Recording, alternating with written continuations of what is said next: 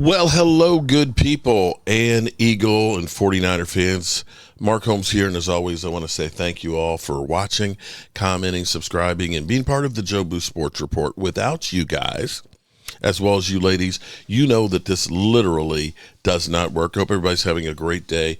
It has been a weird NFL season, and things have kind of changed a bit. One win, I think, has changed actually a lot. Perception-wise, when you lose, and we lose the way we've been losing, you just say everything sucks, and so on. And perception versus reality are two different things. And I have to say, shout out to Game Time Brian, who will be live streaming tonight at 7 o'clock with Bad Dog and Cop Pizzle and myself. That's going to be interesting. We were basically making a run for the basement, and I don't think that there's any chance that we're catching the Giants. I honestly have to look at this and say that with their coaches on the hot seat right now, their GM, and Tommy DeVito is not an NFL quarterback, getting rid of Daniel Jones, that they are definitely in full tank for the next guy to come in and take over. So we have a stretch of games here that this is going to sound crazy. You know, David Wiley was literally saying, what if we run the table? You got to think that we have a good shot to beat the Giants. And then we end up having 10 days off before we play the Bengals, in which case you'll start getting some more of your players back. Okay? And you're getting some of your young guys getting up to speed. The Bengals have the same record we have. They're terrible as well. Then you got the Panthers after that. Panthers, they're in full tank mode too, and so on. Then you got the Buccaneers, and the Buccaneers, I believe, they're 5-6.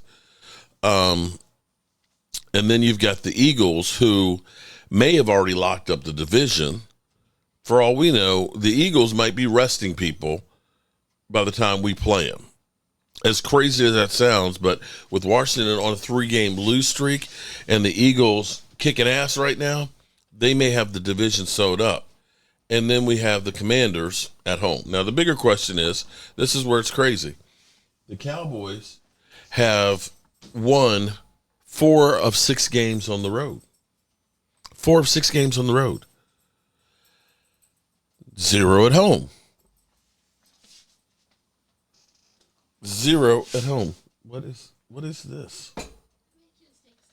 You made a, oh my God, look at what, that's a chip off the old block. Look at that steak.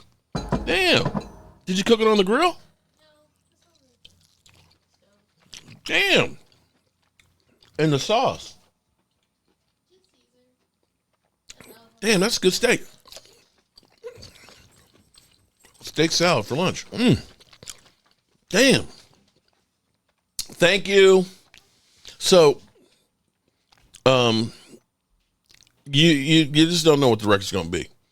It's crazy that we're 0-5 at home, but 4-2 on the road. It makes no sense, no rhyme or reason. And my man Game Time, and I'm kind of going around in circles here, brought something up to me that it's one of those things that you kind of go, what?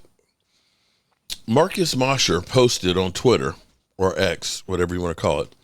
I'm not saying Micah Parson should win the award because he shouldn't, but Parsons has more pressures, 35, than TJ Watt, who has 29, and he missed 5 games. So what is the pro Watt argument for Defensive Player of the Year? I'm just, that's literally mind-blowing.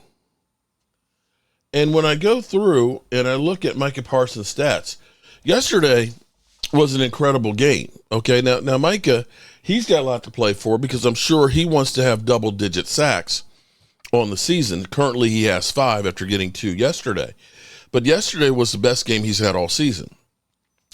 8 combined tackles, 4 solos, 4 assists, 2 tackles for a loss, 2 sacks, and 3 quarterback hits. And he's like, screw the whole concept and the idea of we're tanking. He's like, in my mind, that's off the board. It's off the board. And you have to think, with playing against the Giants, playing against the Panthers, and playing against the Bengals, that he might feast. He might be in the next 3 games up to 10 sacks on the season, which would be kind of like where we started out, where he had 1 sack the first game. Yeah, that's kind of really turning this thing around. So there's perception and then there's reality. And so here becomes my question, and I kind of pose this to Game Time too, is do we start to look differently at Mike Zimmer and the defense? Because you have to look at this and say that Mike Zimmer was dealt a really bad hand. The Cowboys, with the amount of injuries that they had, I want you to think about this for a second as we go through this, is one of the guys you were counting on to be one of your defensive ends to play a lot of time, Sam Williams, goes out in training camp. Then you lose to Marcus Lawrence, right? Marshawn Nealon, who showed some promise, he goes out. And then you have Micah Parsons gone for 5 games. You've had Diggs, who just missed another game. You never got Deron Bland going. And Overshown, I believe, missed a game. And then you had Eric Kendricks out for a couple of games. So you can't look at that and say you've got a loaded defense and, you know, you're playing like ass. You've had pretty much everybody off the field at some point.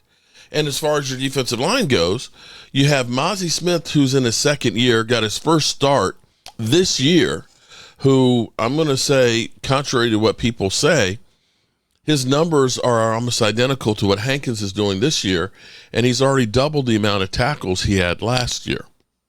And so Mozzie is actually playing better than you think he is.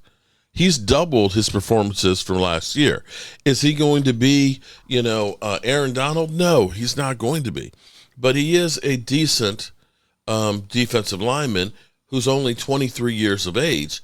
And typically that's one of those positions that you get better as you get older into that to a point. Not saying a 40-year-old defensive tackle, but, you look at Calais Campbell, who's still making hay is at 38, but be that as it may.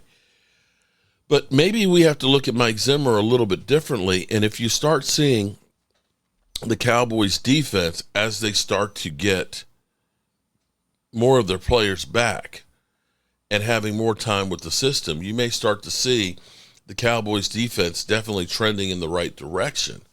And you know what? I'll save this other part of this, my other part of about Mike Zimmer and where we stand for another video. But don't be surprised if Mike Zimmer is still here this offseason. Don't be surprised if Mike Zimmer is here this offseason. Just going to say that. Alrighty, good people. Hopefully we'll see you tonight, 7 o'clock. We'll be here for the live stream, of course, tonight at 8:15. And I'm going to eat me. Damn. A steak salad. It's tender. It's flavorful. Medium rare. That's good. Peace out.